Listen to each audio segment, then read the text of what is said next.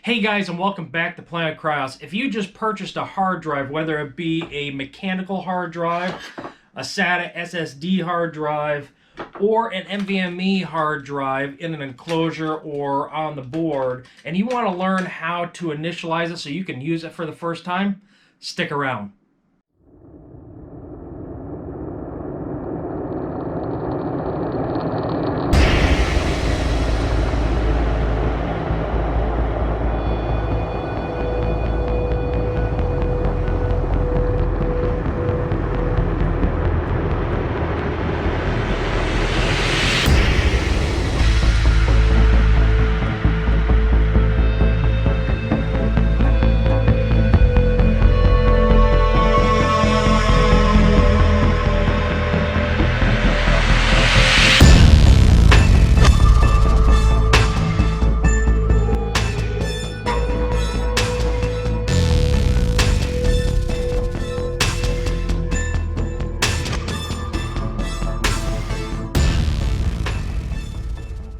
So this is what we got. So if you have just purchased a hard drive, whether it be from a store or online, and you plug it in and now nothing happens, you can't find the drive, what's going on? You heard Windows, when you plugged it into the USB or whatever, you heard it, but nothing really happened. Or you shut the computer down and you install the drive, the hard drive on your computer internally. What you got to do is, unless you're using a Cronus to actually clone a hard drive, and you really just purchase this to have extra storage, you have to initialize the drive. If you're just using it for extra storage and you don't have other content that you're putting on, you have to initialize it. So whether you bought a mechanical hard drive, an SSD, whether it be SATA or NvMe or just a regular M.2 SATA drive, this one is just an M.2 SATA SSD. But this is an enclosure.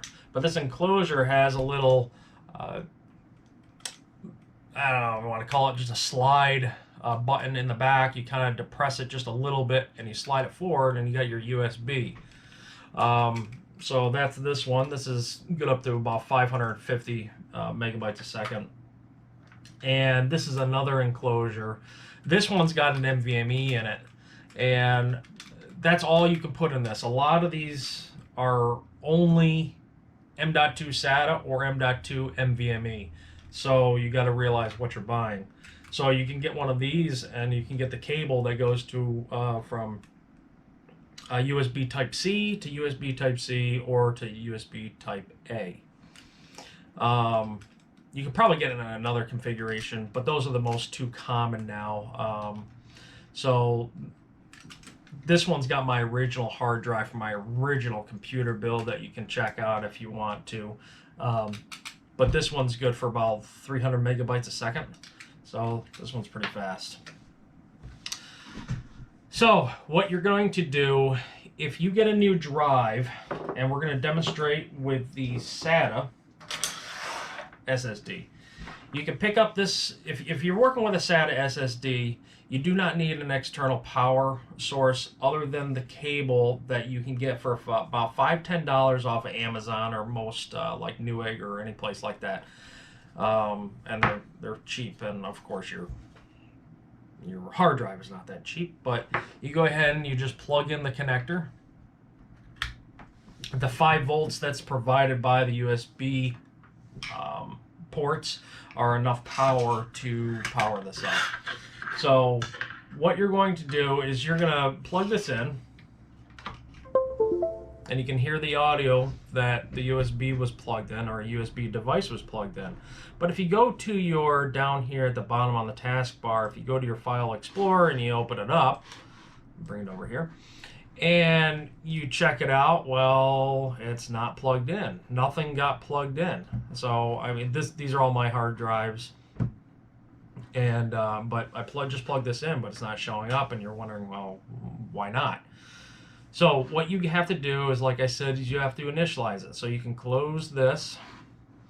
You come up to this PC in the top left-hand corner. If you don't have this icon already, you can add it, and you can Google how to add that. But if you don't have that, you can come down here to the Start menu. You do a right-click on the Start menu, and you come up to Disk Management. Once Disk Management opens up, the very first thing, now if you did not have this hard drive installed in USB, this initialized disk would not pop up. But since it's a new disk, it's got nothing on it, this is going to pop up automatically asking you if you want to initialize the disk. Of course, we want to say yes or okay. Make sure your GPT is selected. That's just the newest file formatting. So make sure that's selected. Push OK. And you're still not done. So in order to use it, okay, it's initialized, but it's unallocated down here. You can see disk 3 is unallocated. So you have a potential of using that 931 gigabytes. And what you're going to do is come anywhere in here and do a right click and select New Simple Volume.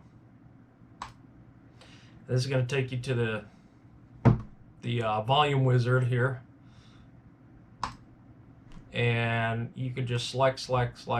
Now you can select which out of all these will be your options, what drive letter you want. So like you have a C drive, a D drive, an A, a B, whatever drive letters you already have will not be listed in here because they're already being used. But you can select any drive letter out of here, out of these that you want. And we'll just continue with F, which is the next one. Now right here you can select a new label for the drive or a name for the drive. So if you want it to be, you're going to store pictures or videos or just files or whatever you want to name it. You can name it any name you want. There's no limitations to pretty much what you want to name it. I think it has a length limitation, but it doesn't have what you want to call it. So you can call it anything.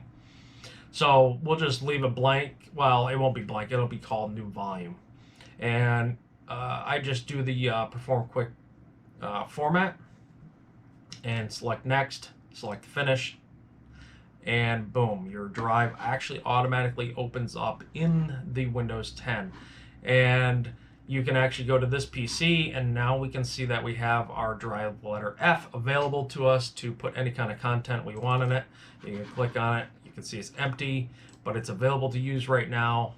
And that is it. That is how you initialize a hard drive coming from a store or online that you just purchased.